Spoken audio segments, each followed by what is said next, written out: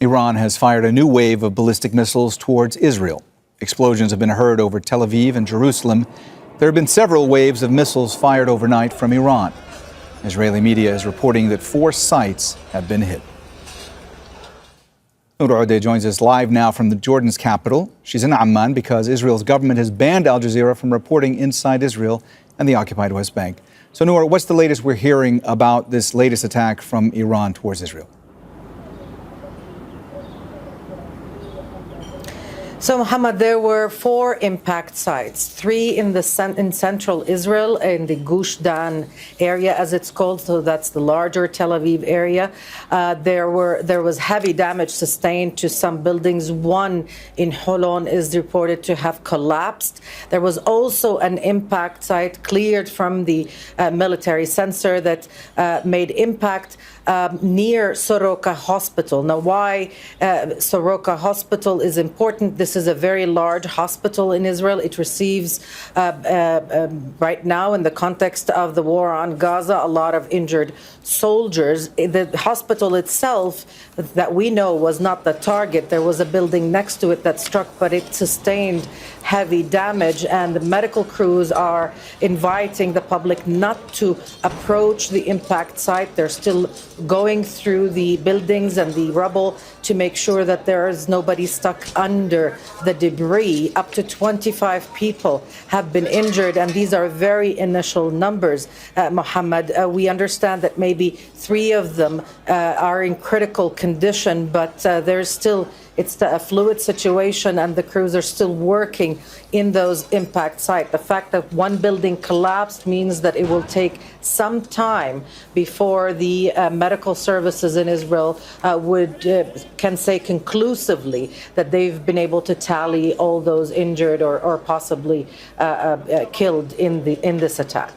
Noor, when we were speaking to you just a few minutes back, you were talking about the fact that this is taking a toll on residents in cities like Tel Aviv and other parts of Israel that have come under attack from Iran. The fact that there are ballistic missiles that are getting through Israel's much vaunted Iron Dome air defense system. But there is still broad support amongst the public in Israel for the campaign against Iran, correct? There is. I mean, Iran is the consensus bad guy, if you will, in Israel. This is a country that is viewed as a threat by most Israelis. Now, there might be discussion about the tactics, about whether it was smart to do this alone, to not create an international coalition.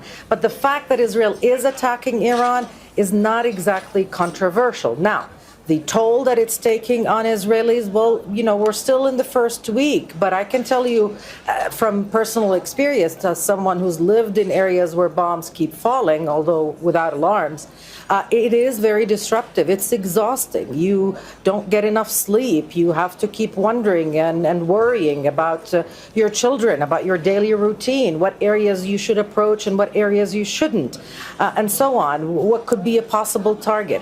So this is psychologically very difficult for people in areas that are trapped in such conflict zones. It's also has an impact on the economy. And yesterday, less than 24 hours ago, the Israeli army eased some of the restrictions on Israeli citizens. So they went from essential to limited. That means that some economic activity was able to resume, that some gatherings were permitted, but people still were instructed to stay near shelters. And that means that your life is confined to movement and planning in and around the vicinity of the nearest shelter. It is quite exhausting.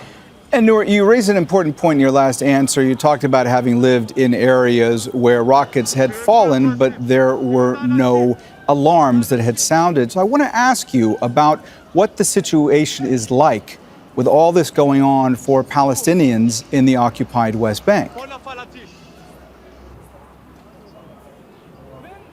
Well, it's nerve-wracking. In the occupied West Bank, there are no alarms. There are no shelters, just like in Gaza. And so what Palestinians do is they download the Israeli applications that give some forward warning to Israeli citizens. They listen in to the nearby Israeli settlements, and it's difficult to live in the occupied West Bank